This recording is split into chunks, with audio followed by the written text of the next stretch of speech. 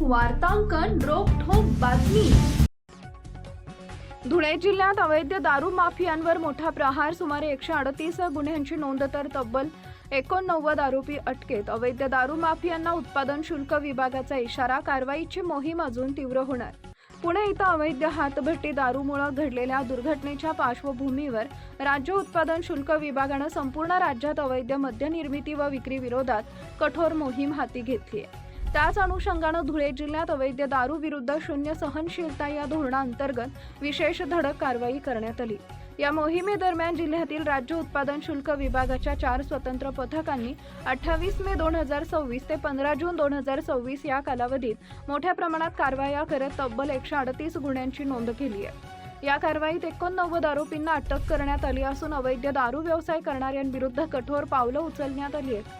विशेष म्हणजे या मोहिमेत एकूण 24,55,000 रुपये किमतीचा मुद्देमाल जप्त तसेच नष्ट करण्यात आला आहे।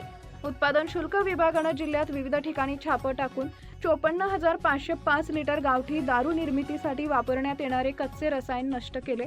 याशिवाय 2,286 लिटर हातभट्टी दारू आणि 2,132 लिटर ताडी जप्त करून नष्ट करण्यात आली। या कारवाईमुळे अवैध मद्य निर्मिती करणाऱ्या टोळ्यांचे मोठे आर्थिक नुकसान झाले।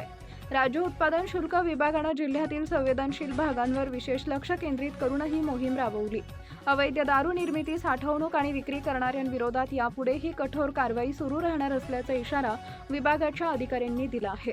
पुण्यातील दुर्दैवी घटनेनंतर अवैध दारूमुळे नागरिकांच्या जीवितास धोका निर्माण होऊ नये यासाठी प्रशासनाने कंबर कसली असून धुळे जिल्ह्यातील ही व्यापक कारवाई राज्यातील सर्वात मोठ्या मोहिमांपैकी एक मानली जाते। महाराष्ट्रातील महत्त्वाच्या आणि ताज्या बातम्या पाहण्यासाठी आमच्या जय हो न्यूज चॅनलला सबस्क्राइब करा आणि बेल आयकॉन प्रेस करा।